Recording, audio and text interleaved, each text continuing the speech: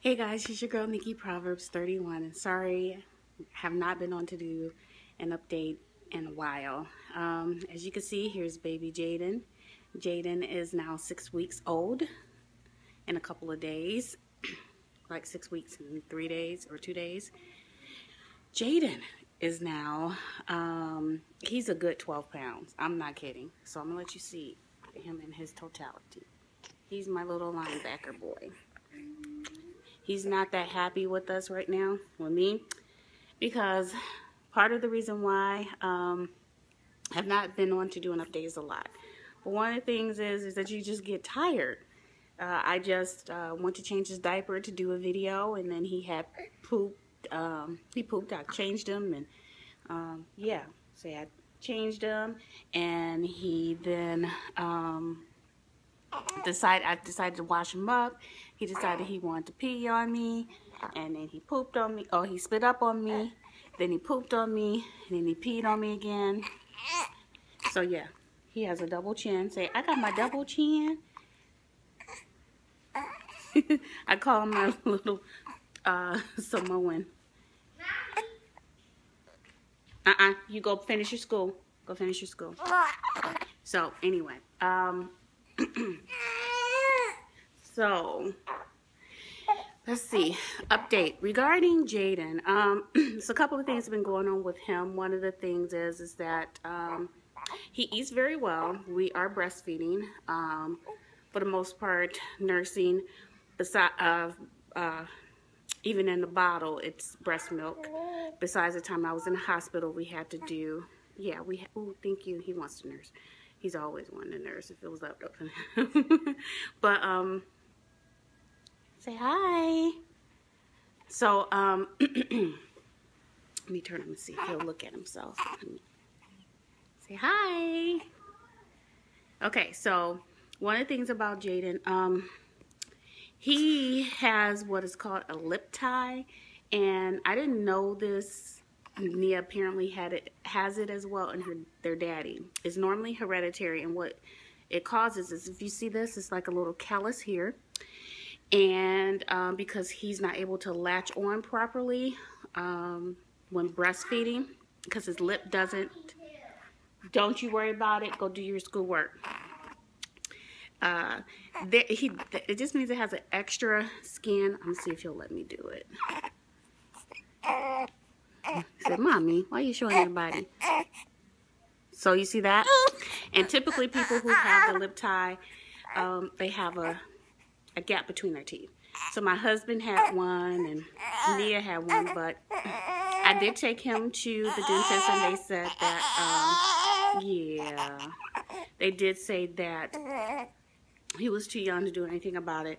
Typically they will laser it. He's been gaining weight, so that's not a major issue, and we're getting through the nursing process. But one of the things that has caused him, I believe, is acid reflux. I do have an appointment for him to go in on Friday, and he's been doing a lot of spitting up, and it's coming out his nose like projectile. So I've been trying to adjust to being a mommy of two. Of a 4-year-old. Nia turned 4 December 29th, and I had to, I did have the time in the hospital recovering from postpartum preeclampsia, which I, again, did not know even existed. Apparently, it is rare. However, I do know a few ladies who actually end up getting it, so it's obviously not that rare. But I was on the magnesium drip. They kept me for a few days and put me on a blood pressure medication, and then I was able to, you know what, you guys, I'm gonna have to stop. He wants to nurse. I'll be back. All right, we're back. Hopefully he's in a better mood now. Yeah, maybe he's not. So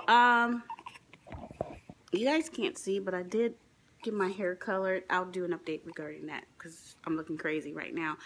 I'm just happy to be able to try to do this update. I keep trying to do an update and I have to stop because of whatever reason. So I have so many videos that I didn't post, some that I was in the hospital, after the hospital, etc. And we just have not had the time. And again, I had to recover from the postpartum preeclampsia, deal with the baby, was still healing from a C-section. One of the things I did want to say in regards to, I will try to, I don't know if I'm going to do a real labor and delivery, so I'll just say certain things right now.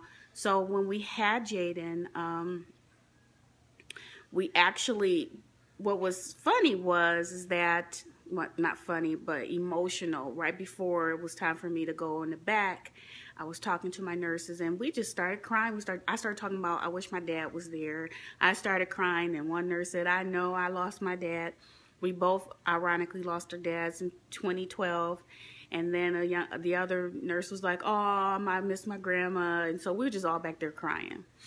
And so in regards to the delivery, you know, they were really concerned about the, whatever that's called. They were really concerned about scar tissue. And so my husband, the last time with Nia, it took him about an hour before they came and got him, because they had to go through all the scar tissue to get to whatever the spot where they can call the husband back. So we did ask him if we could, you know, record. They said no, but you could take pictures. They called my husband back pretty quickly, but I was initially having problems when they were doing the epidural. They gave me both an spinal and an epidural. I guess it's two different ones. So, and then I had the blood transfusion, which I still kind of have the scarring. Blood transfusion, whatever. You guys don't know what I'm talking about. IV, which is right there, that spot. And then one for the regular IV, which is over here. Just in case if I needed a quick blood transfusion, they can get it to me. And just in case they had to put me under, they were able, you know, that's why they gave me two different epidural and spinal. So it actually went by quick, as far as he was like, wow, there's hardly any scar tissue. So I was like, praise God. And it also confirms that I could have actually probably potentially tried to do a vaginal, and God would have, you know, met me according to where my faith was regarding that, because it didn't take long at all. It was like a regular time frame that they would do with anyone that was doing a C-section, as far as calling my husband back. We're able to see the baby. He actually was not breathing well, so they were like, we're going to have to take him to NICU. And I was thinking, Lord, that's not what I pray. I prayed that he would not spend a moment in NICU. But they were saying they would keep him for about 4 hours. So while I was in the recovery, I started bleeding and, you know, just clotting really badly. And so they first tried to give me some medication. That didn't work. They were, you know, just, then at one point my husband, my sister-in-law was in the room, and they were checking me, and they pushed down, and just blood was just coming everywhere. And so they just like rushed in. About 7 or 8 people just rushed in. They ended up putting what is some kind of balloon inside my uterus. They were trying to do that to see if that worked, instead of going and reopening me up back again. They filled it with some kind of fluid. So from there, the baby was still in NICU, not because he needed to, it's because they were trying to take care of me, because they sent them in and then they were going to send him right back. My husband stayed with the baby for a while I was under recovery. Then when I went upstairs, I was on complete bed rest because I had the balloon inside of me, so I could not eat anything. So I had him on Friday. Saturday evening, they took the balloon out, and I mean, they were going slowly trying to take the fluids out. And ironically, the one doctor that I was going to go with, who said that she would allow me to do the VBAC, she was the doctor on call to take care of me. And it was just an awkward moment. I don't know, it just felt awkward. But anyway, so that Sunday, the next day, I was switched to another room, to a regular recovery room. I was in the labor and delivery room for a couple of days before that, because I couldn't move. Anyway, and they wanted to monitor me and the baby better. So we were, you know, I was believing God. I was like, as soon as I can get all this stuff off of me, I am going to walk. And they still had that spinal, because they wanted to still observe me just in case I still needed to go in and have surgery, but they finally agreed to let me free in the middle of Sunday. And so I started walk. I was like, I'm gonna walk, and I just kept trying to walk because I wanted to make sure I can get out the next day, which I've never been able to do. When I had any type of surgery, I would be in and be there for a while. So anyway, the doctor came in and said, I'm looking good and I can leave. A few days later, I noticed I was still having a lot of swelling in my feet. I was feeling the compressions on my chest. I thought I was dying. It was so sad because my husband said when I was in the ambulance that my daughter, Nia, said, Mommy, please don't die. So that kind of broke my heart. But like I said, I had went to the doctors a couple of times before then, and they sent me home. So while I was there for the preeclampsia, I was on bed rest again with the magnesium drip, and everything went well. And so now, Jaden and I have been recovering overall well. I have not been able to do a lot of working out or anything like that. I'm still healing up internally, taking a little bit longer than the normal person with C-section. Nia, just a moment. Nia's okay, just a moment. Nia's doing her schoolwork. And so yeah, that's it. I guess we will do an update again soon. Robin is about to, you're like 20 days away from your baby, Jaden.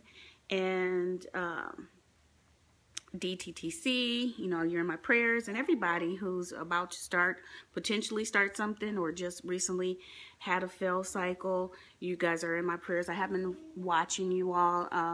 There's some that's about to start up again. Just know that I'm praying for you, and we are believing that 2015 is your year. And yeah, say 2015 is your year of victory for you to have another baby. I will say, as far as to finish off, no, Nia can't do a video right now because she's not dressed for it. I do go back for Jaden for him to be checked out. Nia, please be mindful, be respectful. To check out his belly button because it's sticking out, and this spitting up that he's doing. I'm sorry, guys, that's so rude. It's better than the projectile stuff he's been doing here lately. But as far as weight, I had gained. I was 244 when I weighed in to have Jaden. I was still like 240 when I came home. That was one of the things. I was still retaining a whole bunch of water, but I'm down. Before doing IVF, I was 202. When I started my injections, I was 202. I had gained a lot of weight back from that point. But then when I officially was pregnant, I was 210. I'm 212-ish. Friday, I was 212. So I basically lost all the weight that I've gained, but I still have tons to lose. So that'll be my next journey, is weight loss, and I need to get back on my eating healthy and light working out until I'm fully recovered. And Happy New Year to you guys, and hope to come on soon to give you some other videos. Right now, I'm not going to go there. Smooches, this is going to be a long video. Sorry, you guys, but I haven't been on in a while. I miss you guys. Happy New Year, and peace and blessings to you all. And this is your year. You need to claim it. You can say it from there. You're not TV appropriate. I mean, YouTube appropriate. Say hi. Happy New Year. Say Happy New Year. You can't see me. Happy New Year. Bye. Happy New Year.